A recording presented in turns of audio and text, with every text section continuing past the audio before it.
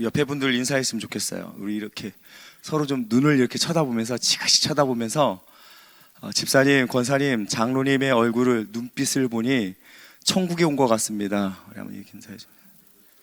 뭐 여러분들 별로 뭐 천국을 좋아하지 않으시는 것 같아요. 제가 그윽히 쳐다보라 그랬지 째려보라고 하진 않았어요. 예. 뭐 아직도 인사하세요, 권사님. 뭘 그렇게 오랫동안. 어떻게 좀 옆에 분들 보시니까 천국 같으세요? 확실해요? 한 분은 네 하는데 한 분은 네를 안 하시네. 요즘 천국하고 지옥이 대대적인 보수 공사를 한대잖아요. 천국이 공사를 하는데 이유를 봤더니 한국 사람들 때문에. 그렇죠. 성형수술을 얼마나 열심히 했는지 사람이 오긴 오는데 이름하고 얼굴이 매치가 안 돼. 그래서 이름하고 얼굴을 좀 매치할 수 있는 새로운 기계를 구입해서 대대적인 보수 공사를 하고요. 지옥도 한국 사람 때문에 보수 공사를 한대요. 얼마나 찜질방에서 몸을 단련했는지 지옥불에도 다 견뎌서 지옥불을 10배 이상은 뜨겁게 해야 한다는 그런 주장에 의해서 지옥을 대대적으로 보수 공사를 한다는 거예요. 참 한국 사람들은 대단하다는 생각을 가끔 해요. 여러분, 사실 찜질방뿐만이 아니라 저는 가끔 그래요. 어디 막 뜨거운 데 이런 데 있잖아요. 가면은 야, 저기 들어놓으면 되게 시원하겠다 이 생각이 딱 들거든요. 그러니까 한국 사람들 몸은 이 뜨거운 데 이렇게 들어가서 몸을 지지는, 그래야만 몸이 풀리는 이런 게 있어요. 그러니까 뜨거운 걸 잘 견디는 그런 게 좀 있는 것 같아요. 이 이야기를 제가 좀 들으면서 그런 생각을 해봤어요. 오늘 우리 믿음의 사람들에게도 고난이 오고 역경이 왔을 때 그것을 이렇게 좀 쉽게 견딜 수 있다면 참 좋겠다, 이 생각을 좀 해봤습니다. 여러분, 우리 인생이라는 건요, 사실 살펴보면 고난의 연속이 우리 가운데 펼쳐져 있다라고 말을 해도 사실은 과언이 아닐 거예요. 그렇죠? 여러분들은 어떠십니까? 여러분들의 지나온 시간들을 돌아보면 어때요? 크든 작든 사람은 누구나 다 조그맣든 크든 고난을 다 경험하면서 살아오셨을 거예요. 어쩌면 어떤 분들은 지금도 고난이라고 생각하면서 살고 계시는 분이 있을지도 몰라요. 그리고 여러분들이 언제 하나님 앞에 설지는 모르겠지만 그때까지 여러분들이 살아가시면서 또 크든 작든 고난을 우리는 경험하면서 살아가는 거예요. 그러니까 결국 따지고 보면 우리는 태어나서 죽을 때까지 이 고난 속에서 살아가는 거죠, 사실은. 근데 이거는 세상 사람들이든 우리 그리스도인들이든 사실 똑같은 거예요. 뭐 세상 사람들이어서 더 큰 고난을 당하고 우리 그리스도인들이어서 더 작은 고난을 당하고 그런 건 아니라는 거죠. 똑같습니다. 여러분 한번 생각해 보십시오. 정말 신앙심이 깊은, 우리가 볼 때요, 신앙심이 투철하다고 생각하는 그리스도인이라 할지라도요, 어떤 어려운 사태에 직면하여서 모든 것을 포기하고 싶고 또 어떤 경우에는요, 내 생명마저도 던져버리고 싶은 그러한 자리에까지 이를 수 있겠느냐는 거죠. 저는 이 질문에 그럴 수 있다라고 대답하고 싶어요. 내가 정말 뜨거운 믿음을 소유하고 있어도요, 정말 내 힘으로 도저히 감당할 수 없을 것 같은 그런 힘든 일이 있으면은 다 포기하고 싶고 내 생명마저도 던져버리고 싶은 그런 경험들을 우리 그리스도인들도 하고 살아간다는 거죠. 여러분, 정말 이런 고난, 이런 어려움이 있을 때 우리는 과연 어떻게 살아가야 되냐는 거죠. 위대한 성자라고 불리는 존 조웨트라는 사람이요, 자기의 자서전에 이런 글을 쓴 적이 있어요. 여러분은, 그러니까 자기를 이야기하는 거예요. 사람들에게 그런 글을 쓰면서 여러분은 나의 삶에 기복이 없을 것이라고 생각할지 모릅니다. 이 사람이 아주 위대한 성자라고 그렇게 불렸던 사람이거든요. 그리고 또 써요. 여러분은 내가 늘 기쁨을 잃어버리지 않고 승리의 삶을 살며 또 영적으로 계속 성숙해가는 삶을 살 것이라고 생각할 수 있습니다. 그러나 천만의 말씀입니다. 이분이 얘기하는 거예요. 때때로 나는 매사에 지쳐있는 내 자신을 발견하고 납니다. 마음 깊이 더럽혀져 있는 내 자신을 보고서는 절망적인 상태가 되어버린 일이 한두 번이 아닙니다. 여러분, 기독교의 성자라고 부르는 이런 분들도 이런 상태에 이를 수 있다라고 고백하고 있는 거죠. 여러분, 저는 이 이야기를 보면서 오늘 우리 그리스도인들의 모습이 사실은 이런 모습이라고 생각해요. 여러분, 이렇게 우리가 살아가는 경우들이 한두 번이 아니잖아요. 내 믿음이 저 하늘 끝까지 솟아오르는 것은 결코 아니거든요. 내 믿음이 올라서 있지만 어느 순간에는 저 깊은 나락에 빠져서 정말 아무것도 보이지 않는 그러한 길을 걸어가는 것 같은 그런 경험을 할 때가 있고, 또 그와 반대로 저 깊은 바닥에 있을지라도 어느 순간엔 하나님께서 나를 다시 반석 위에 세우셔서 날개짓하며 독수리가 올라가는 같은 그런 은혜를 베푸실 때가 또 있는 거예요. 그러면서 우리는 주님 앞에까지 가는 거예요, 여러분. 자, 오늘 우리가 성경 말씀을 읽었죠. 이 성경 말씀은요, 이제 초대교회에 본격적으로 박해가 시작되는 이야기가 시작이 되는 부분입니다. 한마디로 표현하면 이제 초대교회에 고난이 시작이 된 거죠. 자, 여러분 저를 보세요. 초대교회에 박해가 시작됐어요. 고난이 시작이 됐어요. 고난이 시작이 되고 박해가 시작이 되었는데 사도들의 복음의 증거의 열정이 식었을까요? 더 살아났을까요? 식었으면 제가 질문도 안 했을 거예요. 그죠? 살아났어요. 더 살아났어요. 그래서 우리가 읽지는 않았지만요, 막 복음의 열정이 성령 안에서 막 불부터 일어나는 거예요. 박해는 들어와요. 그런데 이 복음의 열정 때문에, 하나님의 은혜와 하나님의 사랑의 이 열정 때문에 베드로와 요한이 나면서부터 40여 년이 지날 동안 걷지 못했던 한 병자를 일으켜 세웁니다. 하나님의 예수 그리스도의 이름의 능력의 역사가 그 안에 있어서 이 병자가 일어나서 뛰며 하나님을 찬미하며 막 뛰어다니는 거예요. 여러분, 그 모습을 보면 얼마나 놀라워요. 하나님이 하시는 일이죠. 하나님의 역사예요. 근데 그러자마자 바로 핍박이 들어오는 거예요. 베드로와 요한이 잡혀 들어갔어요. 공회에. 베드로와 요한이요, 당시의 기득권층이었던 제사장들, 사두개인들로부터 붙잡혀 들어간 거예요. 그리고 그 많은 신문을 받습니다. 근데 이들이 봤을 때, 사두개인들이나 제사장들이나 이 사람들이 봤을 때 이 베드로나 요한을 정죄를 하고 싶어도 정죄를 할 제목을 찾을 수가 없는 거예요. 그래서 결국 하는 말이 뭐냐면, 너희들 한 번만 더 이 복음을 전해서 사람들을 미혹하면 그때는 가만 안 두겠다. 그리고 이제 풀어주는 거예요. 이제 풀어주고 나서의 이야기가 오늘 우리가 읽은 이야기입니다. 사랑하는 여러분, 사도들은요, 풀려나면서까지 한 일이 있어요. 그게 뭐냐면, 내 자신이 전하는 이 복음, 내 자신이 지금 여러분들에게 외치고 있는 이것, 나는 이것을 전하지 않고는 결코 살아갈 수 없는 존재라는 이 복음을 전해야 하는 당위성, 그리고 이유를 담대하게 확신에 차서 마지막으로 선포하고 풀려나요. 분명히 전하지 말라고 그렇게 협박하면서 풀어주고 있는데 그 앞에서 다시 한번 내가 복음을 전해야 되는 이유를 선포하고 풀려나는 거예요. 그리고 그들은 풀려나자마자 동료들이 갔어요. 그리고 동료들이 가자마자 자신들이 어떻게 고난을 당했고 그 속에서 공의 앞에서 어떻게 하나님의 은혜와 능력과 역사하심을 그 공회에 모여있던 사람들에게 선포했는지 알려주는 거죠. 그러니까 결국 자신들이 당했던 핍박과 그 속에서 하나님께서 베푸신 은혜들을 나누는 겁니다. 박해를 당했던 사도들의 이야기를 이제 그 모였던 성도들이 다 듣잖아요. 다 들었어요.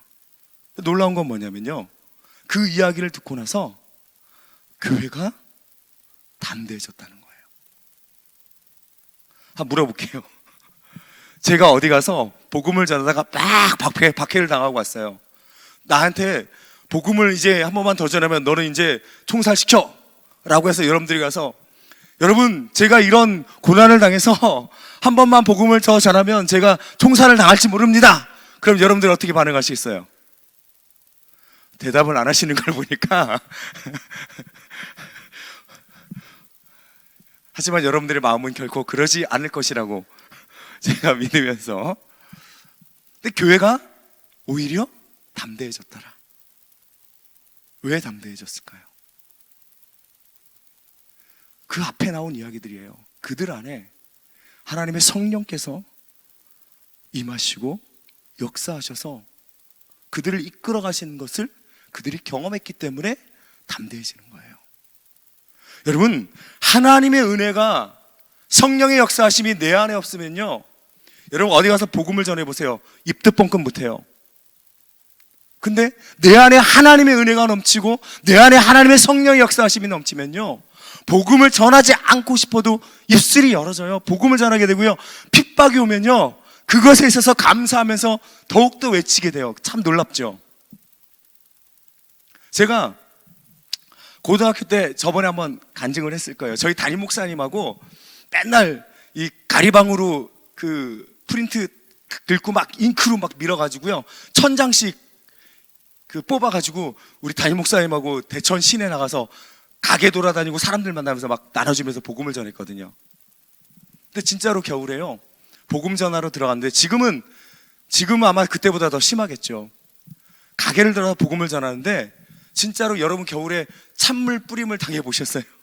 그 추운 겨울날. 제가 고등학교 그때 2학년 겨울방학 때였는데 그랬어요. 근데도 나오면서까지 예수 믿고 구원받으세요 하고 후다닥 나왔어요. 우리 안에 정말 하나님이 나를 구원하신 은혜가 있느냐, 정말 예수 그리스도의 십자가의 은혜가 내 안에 있느냐를, 그래서 우리는 살아가면서 끝없이 내 스스로에게 질문을 던지고 그것을 더욱더 내가 발견하기 위해서 기도하고 애쓰면서 믿음 생활을 해 나가야 되는 거죠. 사랑하는 여러분, 이 초대교회 성도들은요, 고난의 과정들, 박해의 상황들을 들었음에도 오히려 그 상황 앞에서 하는 게 있죠. 담대해져서 하는 게 기도하는 거예요. 기도하면서 하나님의 도우심을 구하는 거예요. 24절에 뭐라고 이야기합니까? 그들이 듣고 한 마음으로 하나님께 소리를 높여 이르되. 고난 속에서요, 기도가 피어나는 거예요. 어려움이었지만요, 그들은 오히려 그 어려움 속에서 기도로 하나님의 뜻을 구하고 있습니다. 사랑하는 여러분, 고난 속에서 피어난 기도, 이 기도가 어떤 기도인지 여러분들과 함께 오늘 이 밤에 은혜를 나누고요, 혹 우리의 삶에서도 어려움이 생길 수 있다면 여러분들 오늘 우리가 나눈 이 말씀 속에서 내가 어떻게 하나님 앞에 기도해야 될까, 이 은혜를 생각하는 귀한 여러분 되시길 주님 이름 간절히 축복합니다. 첫 번째로요, 고난 속에서 어떤 기도가 피어났냐면 고난과 위협함을 돌아봐 주시기를 기도하고 있어요. 자, 여러분, 복음을 전하는 일에 있어서 사도들에게 닥친 고난은요, 장차 심각한 위협이 되는 거죠. 근데 사실은 초대교회 고난 중에서 지금 이 고난은 아주 작은 고난이에요. 미미한 고난이에요. 그들이 옥에 갇혔지만 심하게 얻어맞거나 죽거나 순교를 당하거나 아직 그런 상황은 아니잖아요. 그 상황 이제 좀 더 뒤에 가면 나오겠죠. 근데 중요한 것은 사도들은요, 자신들의 고난을 하나님께서 돌아봐 주시고 극복하기 위해서 기도하고 있는 거예요. 자, 그들이 드린 기도의 내용을 보면 첫 번째 기도의 내용이 뭐냐면 딱 나오죠. 24절입니다, 여러분. 24절 한번 읽어보세요. 같이 시작. 그들이 듣고 한 마음으로 하나님께 소리를 높여 이르되 대주제여 천지와 바다와 그 가운데 만물을 지으신 이시오. 아멘. 사랑하는 여러분, 여러분에게 질문을 던지고 싶어요. 믿음이 뭘까요? 믿음, 하나님을 믿는 것. 권사님 맞아요. 하나님을 믿는 것. 근데 저는 이 믿는다는 단어를 바꾸고 싶어요. 뭐냐면 하나님을 인정하는 거예요. 그게 믿음이에요. 진짜로 하나님이 살아계시는 것을 인정하는 게 믿음이에요. 그걸 인정하지 않으면 내가 믿는다고 고백을 해도요, 그 믿음은 진짜 믿음이 되지 않는 거예요.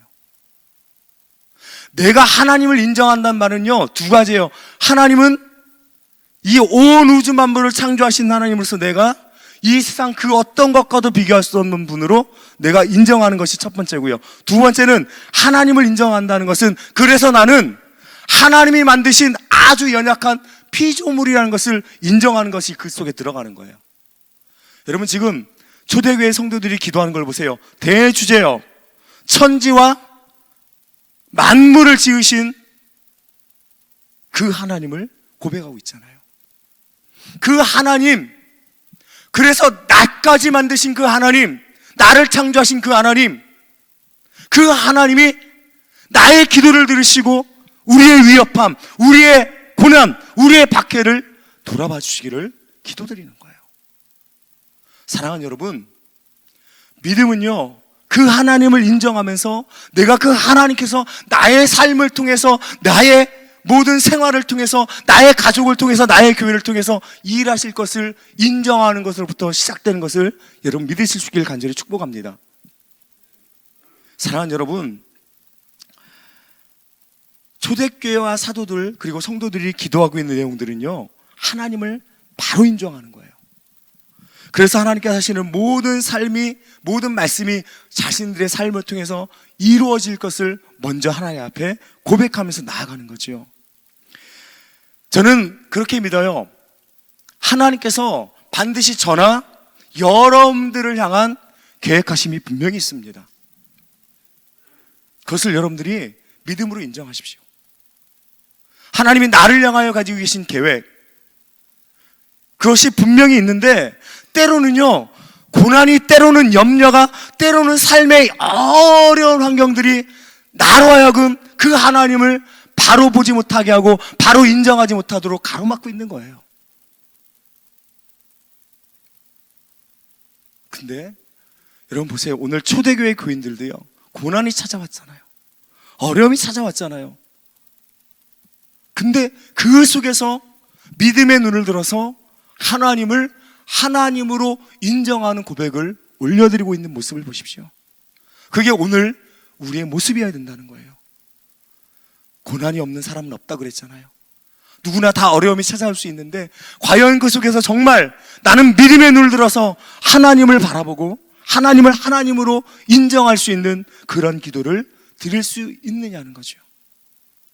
기도하며 바라기는, 오늘 이 자리에 오신 우리 모든 라팔마 교회의 온 성도님들, 여러분의 삶 속에 혹시 고난이 올 때, 어려움이 올 때 하나님을 향하여 여러분의 믿음의 눈을 들어서 하나님을 하나님으로 인정하는 그러한 기도가 여러분 삶에 있을 수 있기를 간절히 축복합니다. 제가 지난주 중에 그 LTD 송 리더를 해야 돼서 3박 4일을 올라가게 됐잖아요.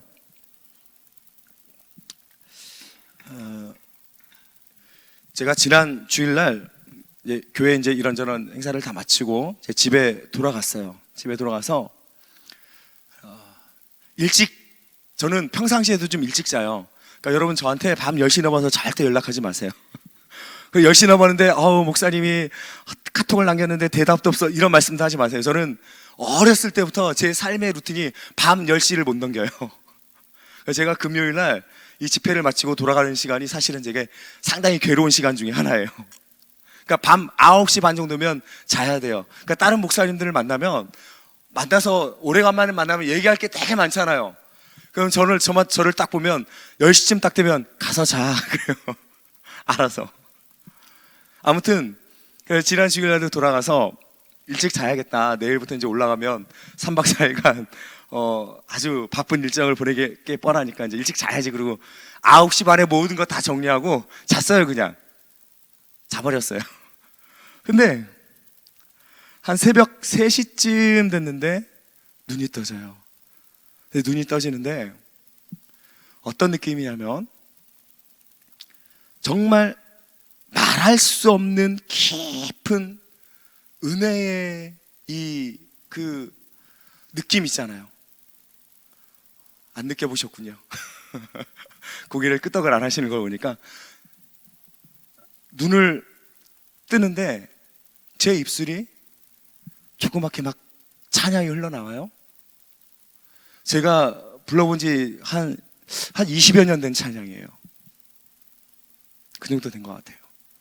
어떤 찬양이냐면 서쪽 하늘 붉은 노을 영문 밖에 비치누나 연약하온 두 어깨에 십자가를 생각하니, 그 찬양을 하는데 막 눈물이 나요.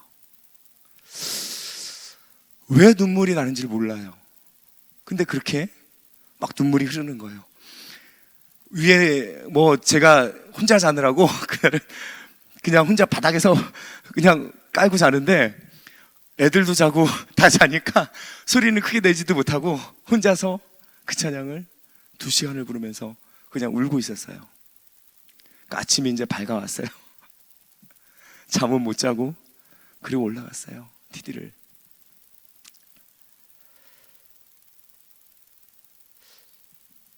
첫날 지나고서 그냥 바로 제 목이 다 쉬어버렸어요.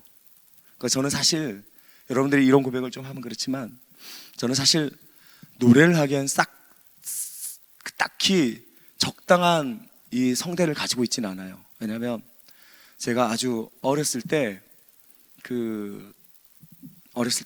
감기를 한번 심하게 독감이 걸렸는데 시골에서 어디 병원을 가지를 못하니까 이게 폐렴이 돼버렸어요.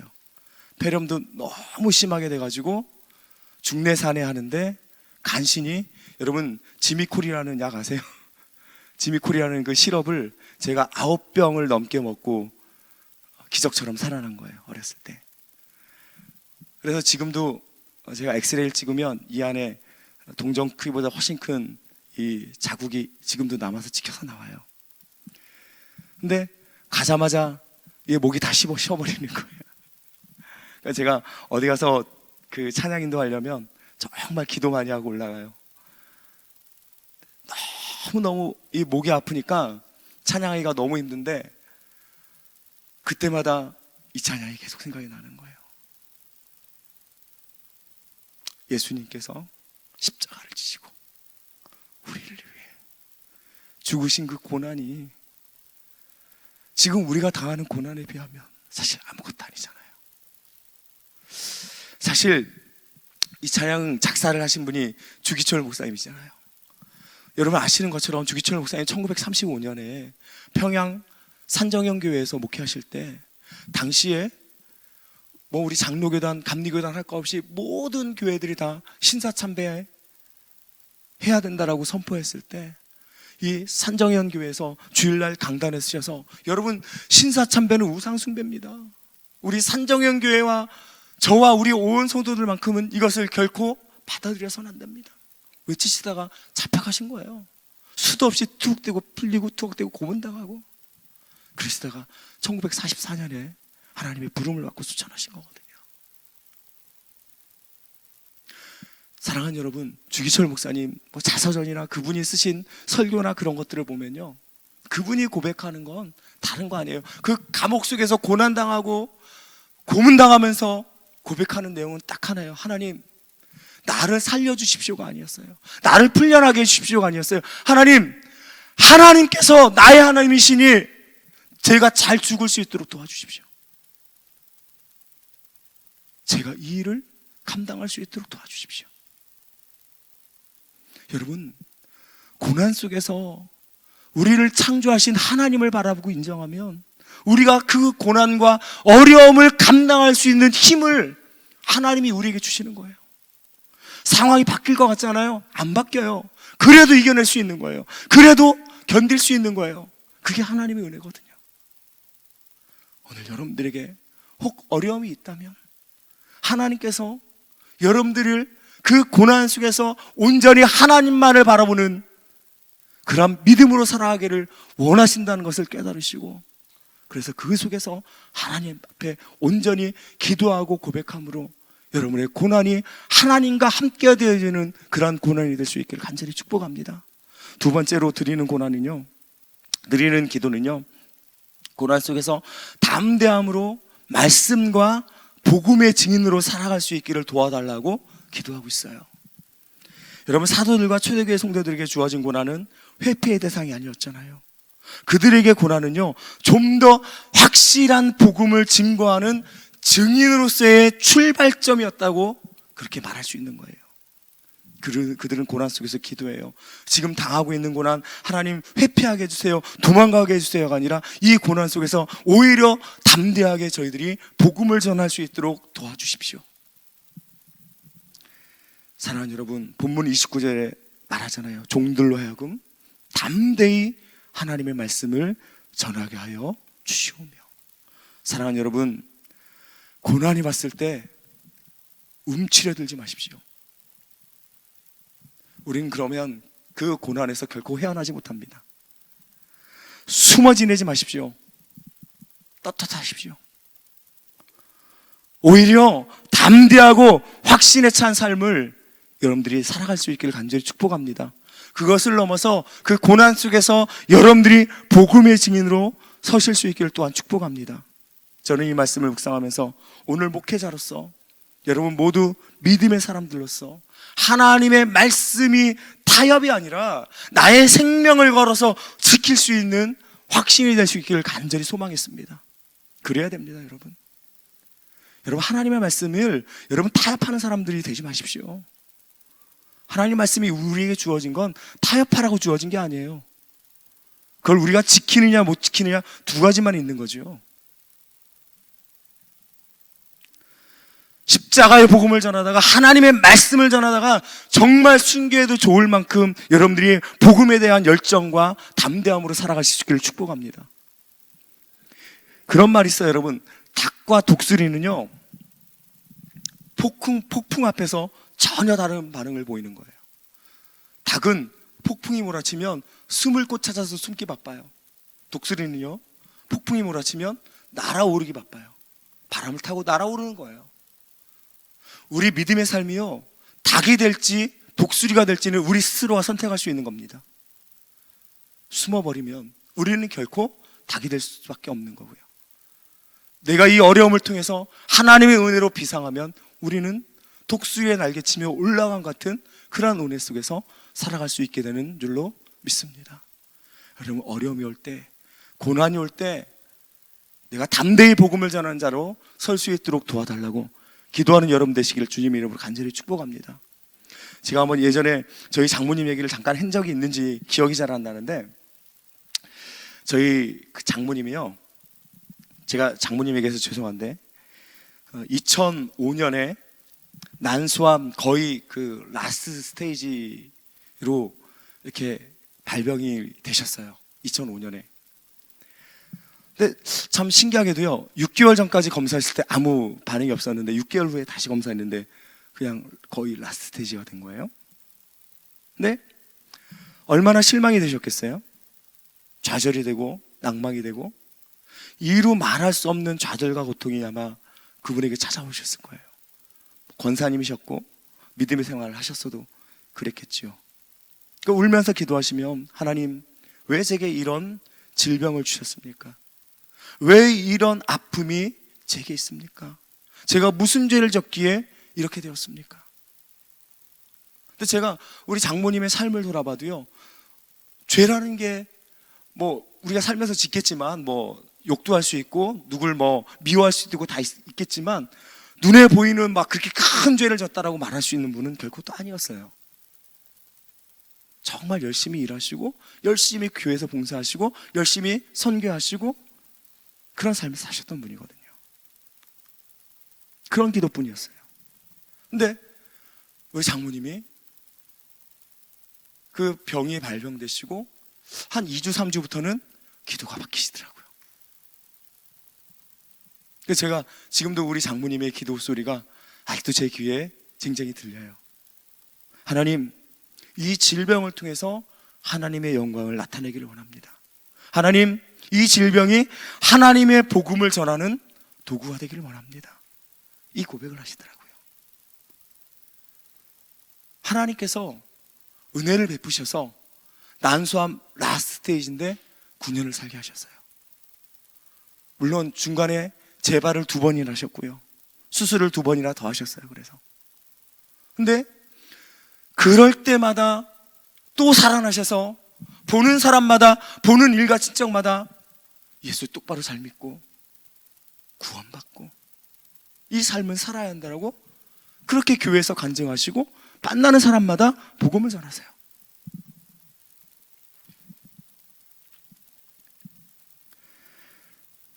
사랑하는 여러분, 혹시 고난을 여러분 만나셨습니까? 아니면 지금 이 고난 중에 계신 분이 계십니까?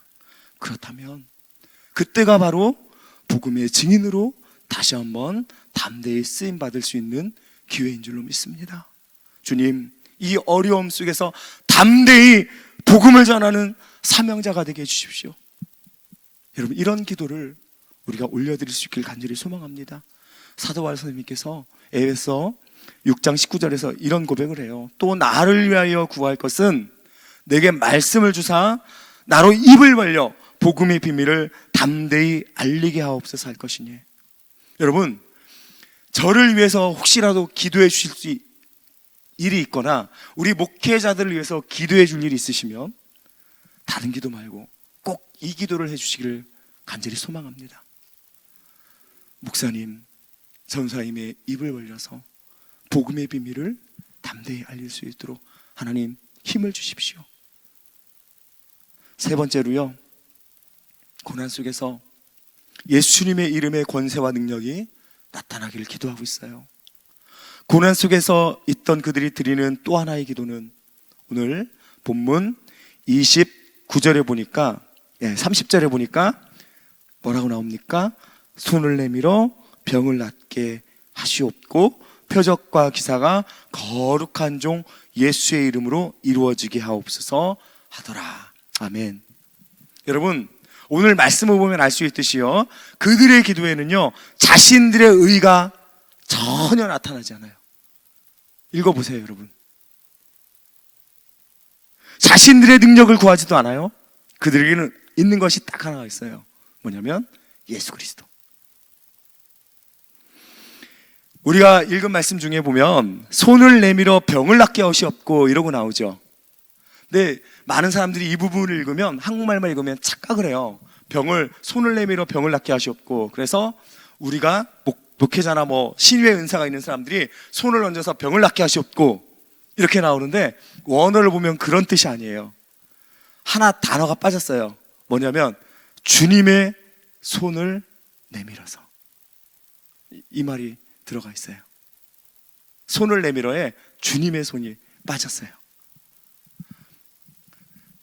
이 말이 뭡니까? 병을 낫게 하는 주체는 목회자도 아니고요, 신유의 은사가 있는 사람도 아니고요, 바로 예수 그리스도 하나님이시라는 것을 여러분 믿으실 수 있길 간절히 축복합니다. 착각하시면 안 돼요. 목사님한테서 기도하면서 목사님이 기도해 주시면 나을 것 같아요, 이거 아니에요. 하나님께서 함께 하시는 겁니다. 하나님께서 이 고난 속에서 권세와 능력을 나타내 보여주시는 분이라는 거지요. 사랑하는 여러분, 자신의 의, 자신의 능력으로 우리의 믿음 생활이 나아가는 것은 결코 아닙니다.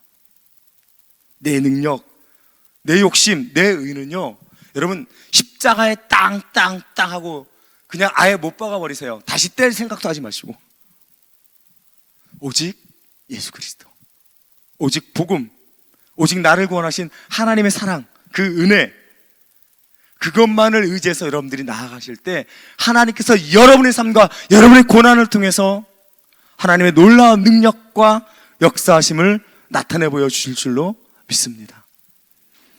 제가 중학교, 고등학교 때, 고등학교 시절에 저와 같은 학교를 다니던 제 동네 친구가 한 명 있어요. 이름도 여러분들이 외우시기 되게 쉬워요. 김재규. 근데 이 친구가 좀 어눌해요. IQ가 80이 안 돼요. 말을 하면요 어버버버거려요. 무슨 말인지 들을 수가 없을 정도로. 그러다 보니까 동네에서도 학교를 가도 친구들한테 따돌림 당하고 괴롭힘 당하고. 이 친구는요, 뭐 어떻게 통과를 했는지도 모르겠는데 이 군 신체 검사도 통과를 해서 훈련소까지 들어갔다 며칠 만에 쫓겨났어요. 감당할 수가 없으니까. 그런 친구였어요. 하도 친구들한테 괴롭힘 당하고 따돌림 당하고요. 맨날 이거 쥐어박히고 얻어 터지고. 저는 이 친구에게 어떻게 했을까요? 여러분의 상상에 맡기겠어요. 근데 어느 날 제가 고등학교 2학년 때 하나님께서 제 마음에 이 친구에게 복음을 전하게 하시는 마음을 계속 주세요. 제가 저번에 간증 한번 했나요? 제가 중학교 3학년 때 저희 동네 여자 친구 애가 있었는데 하나님이 제게 복음을 전하라고 하는 마음을 주셨는데 제가 한 달을 넘게 거절하다가 결국 이 친구가 자살을 했거든요.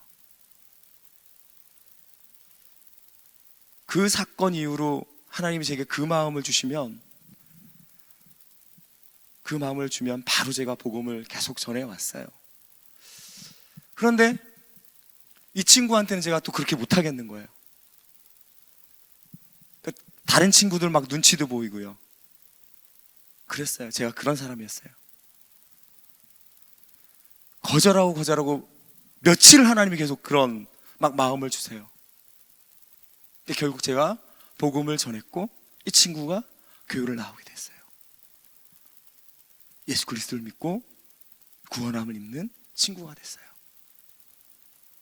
그 이후에도 뭐 학교를 가거나 동네 친구들 만나면 계속 괴롭힘을 당하는 거예요. 니까지 게 무슨 예수를 믿니? 교회를 왜 다녀? 그렇게 바보같이. 이런 말들을 계속 듣는 거예요. 막 그런 걸 제가 들으면 책 막았었죠. 그러지 말라고. 그런 말 하지 말라고. 근데 저랑 같은 반이 아니니까 제가 계속 프로젝트는 못하는 거죠. 아무튼 이제 그랬어요. 그러다가 고등학교 2학년 여름에 여름 수련회를 갔어요. 그때 저희 여름 수련회는 그냥 기도원 들어와서 4박 5일 집회하고 오는 거예요. 그게 수련회였어요. 저희 어디 뭐 바닷가 가서 프로그램하고 그런 거 없어요. 새벽, 아침, 오후, 저녁 하루에 4번 집회 쫙 그랬어요. 그래서 가서 막 기도하고 밤새워 기도하고 3시간도 안 자고 또 새벽 기도하고 이렇게 4박 5일 정도 집회를 하고 다 은혜 받고 이제 돌아왔죠. 그때 그 친구도 같이 갔다 왔어요. 참 그때 집회 가서 뒤집어지고 막 하나님의 역사가 있었으면 얼마나 좋았겠냐마는 이 친구에게 하나님의 뭐 변화되는 그런 건 없어요. 은혜는 받았는데 변화된 건 하나도 없는 거예요. 이제 그렇게 돌아와서 저희가 계속 방학 때도요. 저희는 저희 학생부 애들이 중고등부 한 120명 이렇게 가까이 됐는데 거의 밤마다 한 40명, 50명 애들이 밤마다 모여서 밤을 새워 기도했어요. 방학 내내 그렇게 살았어요. 그리고 새벽에 새벽 예배 드리고 다 집에 가고. 그러니까 방학에 부모님들이 집에서 얼굴 볼 일이 별로 없는 거야. 그렇게 신앙생활 했거든요. 그때도 이제 수련을 다 마치고 다 모여서 이제 밤마다 기도하는 거예요. 며칠을. 근데 어느 날 밤도 모여서 이제 친구들이 쫙 기도하고 이 김재기라는 친구가 저 앞에서 이제 기도하는 거예요. 우리 막 기도하는데 얘가 이제 뭐 어느란 말로 이제 기도를 해요. 기도를 하는데 어느 순간인가 갑자기 얘가 막 저희 지하가 이제 바닥인데 바닥을 막 뒹굴뒹굴 막 떼굴떼굴 굴러요. 막 소리를 내면서 얼마나 무서웠겠어요. 그래서 이게 뭔 일인가 이거 큰일 났다 이거 막 붙잡기 하고 막 못 움직이게 하고 막 하는데도 막 우리의 힘으로 주체할 수 없을 정도로 막 떼굴떼굴 굴러요. 큰일이다. 목사님을 불러야 되는데 이미 밤 늦어서 목사님 사택이 바로 옆인데도 가지도 못하겠고 이제 난리가 났어요. 근데 거의 한 시간을 그렇게 하더라고요. 근데 1시간 정도를 그렇게 떼굴떼굴 굴르고 막 그랬는데 1시간 정도 지났는데 조용해진 거예요. 그때가 더 무서웠어요. 죽은 줄 알고. 정말 죽은 사람처럼요 하나도 안 움직이고 그냥 그러고 누워있는 거라. 그래 옆에서 이렇게 해서 이렇게 숨 쉬나 봤더니 숨은 쉬어요 다행히. 그러더니 한 10분 정도 더 지나니까 이 친구가 정신을 차리고 싹 일어나더라고요. 그 옆에 가가지고 우리가 걱정했다고 그리고 막 이제 쓰다듬어 주는데 이 친구가 말을 하는데 청산유수로 바뀐 거야. 막 말을 하는데요, 어버버하던 친구가 아니에요. 그러면서 우리가 물어봤어요. 너 이게 어떻게 된 일이야? 그랬더니 이 친구 하는 말이, 아까 막 기도를 하는데 하나님 앞에 그렇게 기도했대요. 하나님, 친구들이 저를 자꾸 놀리는데 제가 놀림받지 않게 해주세요. 저를 괴롭히는데 괴롭히지 않게 해주세요. 하나님, 내가 예수님 믿는데 내가 예수님 믿는 것 때문에 다른 사람들에게 피해가지 않도록 도와주세요. 그 기도를 계속 했다는 거예요. 우리는 뭐 잘 못 들었지, 무슨 기도를 했는지. 근데 그 기도를 하는데 갑자기 막 이 속에서 무슨 막 불덩이 같은 게 확 올라오더니 막 그 고통을 참을 수가 없겠더래요. 그래서 막 그냥 떼굴떼굴 굴르고 그냥 기절을 해버린 거예요. 그러더니 하나님이 이 말에 이 혀의 어눌함을 다 풀어놓으신 거예요. 여러분, 그게 제가 고등학교 2학년 때 경험한 은혜예요. 무서움과 여러 가지가 다 공존했지만 그때 같이 기도하는 친구들이 한 이야기가 딱 하나예요. 이것이 하나님께서 하시는 일이구나. 사랑하는 여러분, 어려울 때, 고난을 당할 때 닭처럼 움츠려들지 않는 저와 여러분들 되시기를 간절히 축복합니다. 오히려 날아오릅시다. 하나님의 성령의 은혜 안에서, 하나님의 말씀 안에서, 하나님의 우리를 향하신 사랑 안에서 우리가 담대히 날아가게 될 때 하나님의 놀라운 능력과 역사하심이 우리의 삶을 통해서 분명히 나타나게 될 줄로 믿습니다. 이런 은혜, 이런 능력이 저와 여러분 가운데 충만하시기를 주님의 이름으로 간절히 축복합니다.